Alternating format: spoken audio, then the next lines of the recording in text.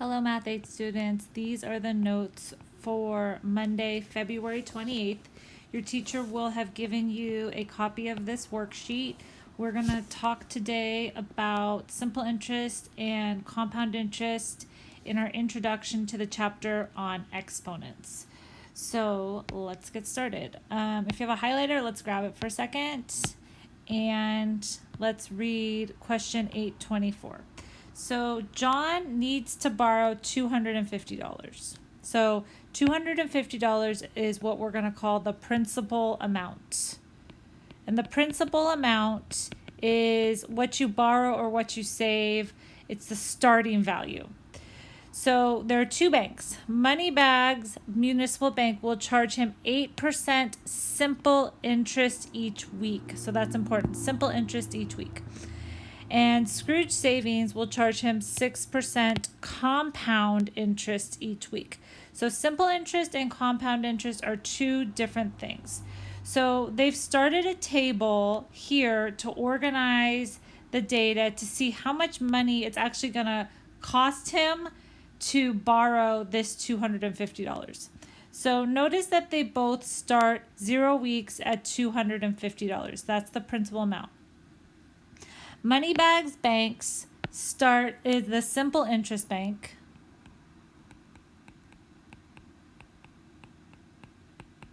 And it's at 8%. So simple interest is calculated by taking the principal amount, which was $250, and multiplying the 8% or finding how much 8% of $250 is. So we would multiply $250 times 0.08. So let's jump over to the calculator and do 250 times 0.08 and we get $20. So they are charging $20 each week until he pays back the money. So nothing else, just $20 each week. That's the fee for borrowing the money.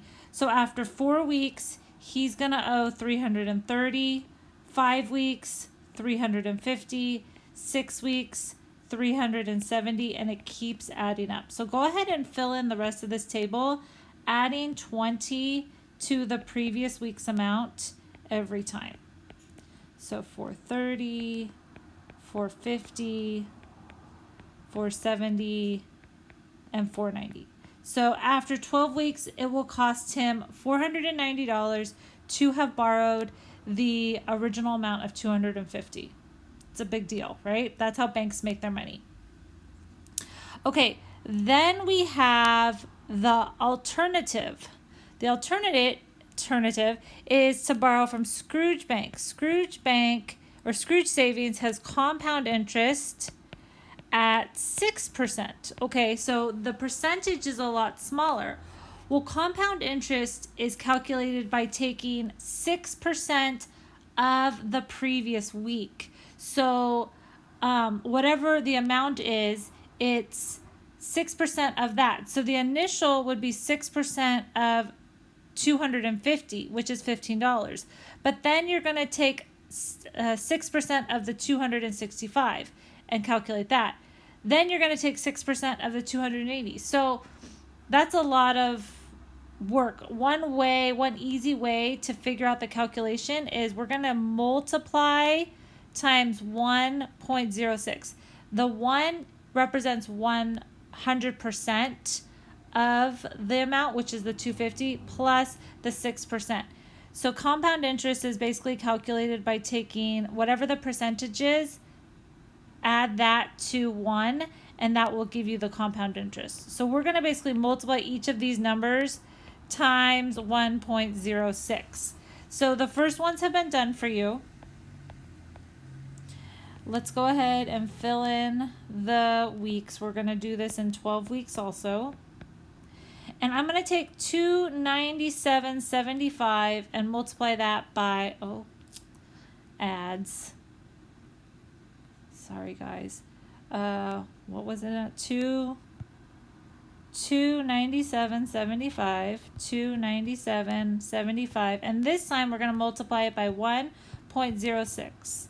and that gives us 315, and we're talking about money, so we're going to round it to the nearest cent. So 315.62. So 315.62. Now, I'm just going to give you these. You can calculate them just to confirm, but it's basically, I have it already written down, so I'm just going to give them to you. So the next one is 334.56, then 354.63, and basically I'm taking these numbers and multiplying them by 1.06.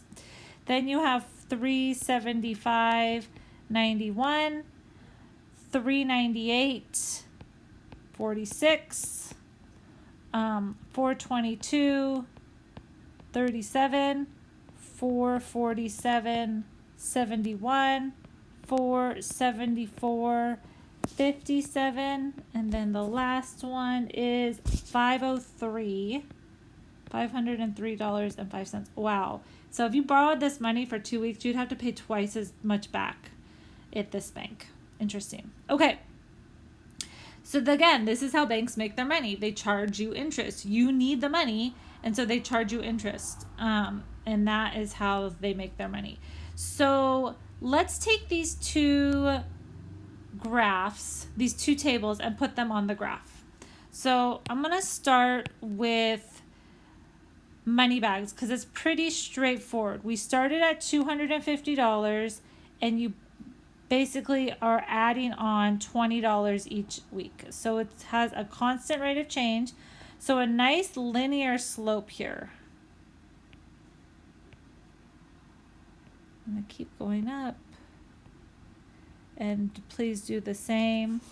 And then we're going to, I need a straight edge. We're going to do our best to connect these into a straight line. Oh, not bad. I did that freehand. Okay, so that is a straight line. Not very good. So let's do the next one.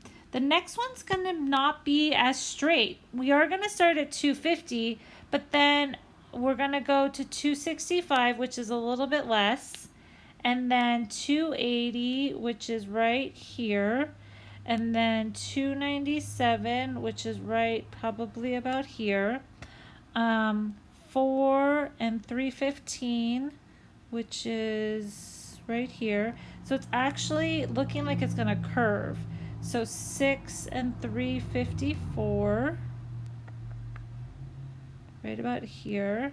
Oh, 6 and 356. Did I not do 5? I guess I didn't do 5. 5 and 334, right about here. And then it looks like they cross at about 11. So I'm going to jump up to 11 and do 474, just so for the sake of time.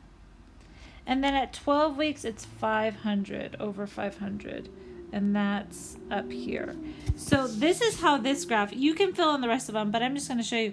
This is how this graph kind of goes. And it doesn't cross until there. So excuse the messiness of that line, but that line is not linear. This line, the green line, non-linear. But the simple interest line was linear. So that's a good observation. Let's just write that in right there.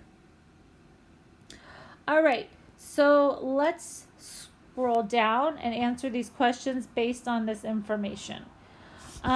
So the first question says, what bank will charge him more if he pays the loan back at 12 weeks? Okay, so 12 weeks. Who's charging him more at 12 weeks? The compound interest bank, Scrooge. Should he choose the same bank if he plans to pay it back in just 4 weeks? Well, 4 weeks, Scrooge is actually charging him less. So let's write that down. So Scrooge, which is the compound interest bank, charges more to pay back at 12 weeks, but charges less to pay back at 4 weeks. So depending on how long you're going to borrow the money for would affect which bank you went with, I think. If you were going to pay it back soon, I might go with the compound interest. If you're going to pay it back later, like after 12 weeks, you might want to go with the simple interest. So simple interest is an example of a linear growth, which we wrote, and compound interest is an example of exponential growth. So we wrote nonlinear, but next to nonlinear, can you put exponential for me, please?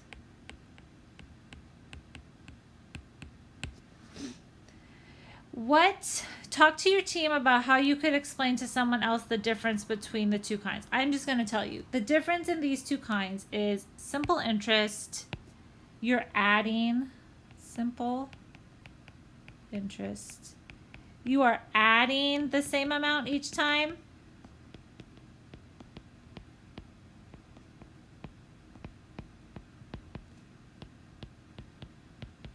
So in this case, it's each week. We added $20 each time. Whereas compound interest, we multiplied the same amount each time.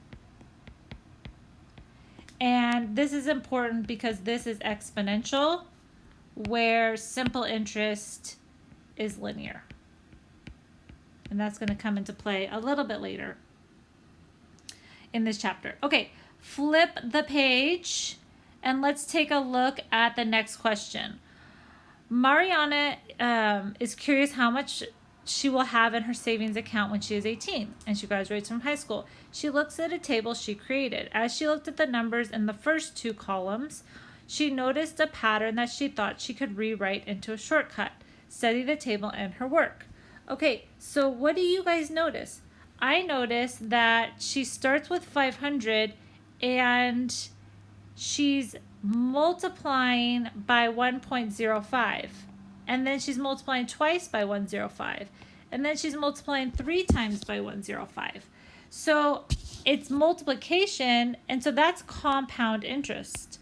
So it looks like she has a compound interest account.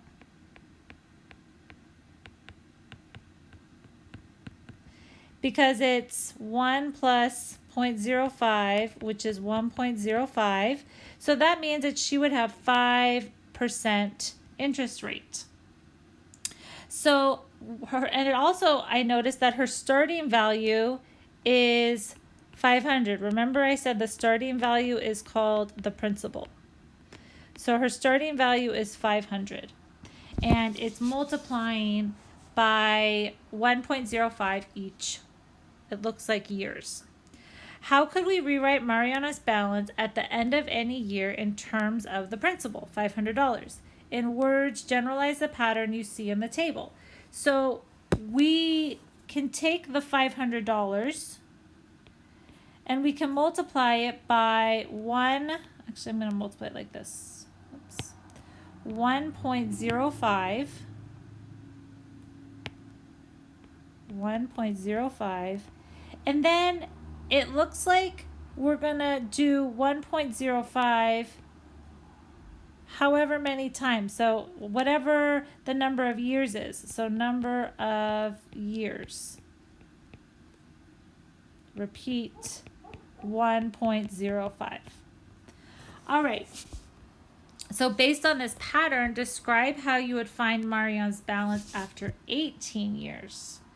So basically, we would take her $500 and we would multiply 1.05 18 times. I don't really feel like writing 1.05 18 times. So I'm going to put dot, dot, dot, and then multiply, or I'm going to say repeat 18 times.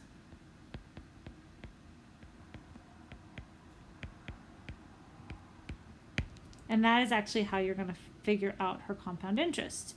So the pattern we described in part C of the problem 4 is called an exponent. So let's highlight that. Rewritten in symbols using an exponent. So for example, 4 times 4 times 4 times 4 times 4, it can be rewritten as 4 to the 5th power, because you have 1, 2, 3, 4, 5 4s.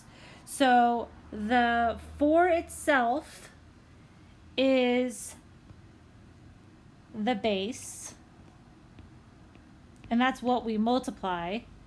And the 5, I'm using Christmas colors here, the 5 is our exponent. The exponent is how many times we multiplied the base. So the 4 is the base, the 5 is the exponent, and it's how many times we multiplied the 4. So we're going to write this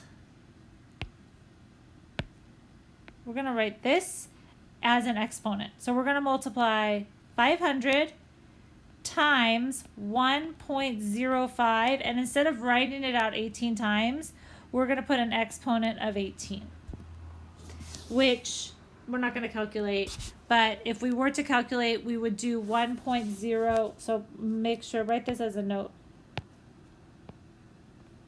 Order of operations,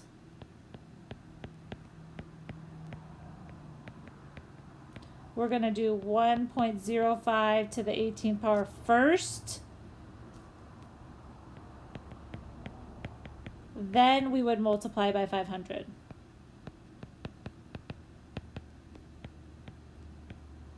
It's a common mistake, and I don't want us to start off by making that mistake. Okay. A comic book is purchased for $6. It is resold 7 times. Each time it is resold, the seller charges 15%. So the principal is $6. Our starting amount is $6. So that's the principal. So we're going to take 6 and we're going to multiply it by 1.15. The reason why it's 1.15 is because it's 1 whole plus 0.15, which is our percentage.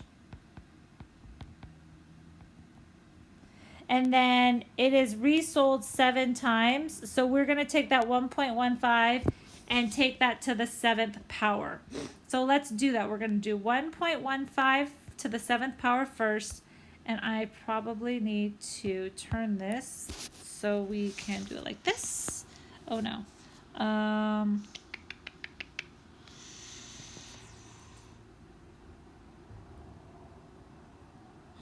Hold on, you guys. No.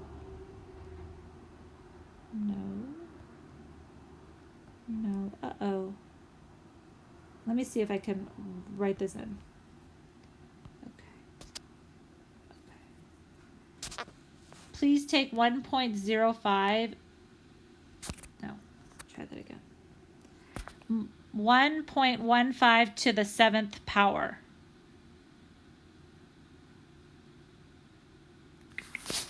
I didn't like that. Okay. I don't have an exponent here. So I'm just going to take 1.15 times 1.157 times. Oh, sorry guys. Actually, you know what? No, I don't have the answer. So there's 4 times. There's 5 times. There's 6 times. There's 7 times. 1, 2, 3, 4, 5, 6, 7. Okay. So we get 2 points. So we get that long number. Okay. So now we have to multiply this by our principal, which was 6. So we get $15.96. Okay. So it was 6 times 2.66, and it was, what did I say it was? $15.96. $15.96. All right, Math 8 students, we will do more of this as we continue on in Chapter 8, but Chapter 8 is all about exponents, and we're going to learn all about the different rules that go along with exponents. Make sure you have this all copied down. If you need to go back, if you need to pause this video, you can. Check the playlist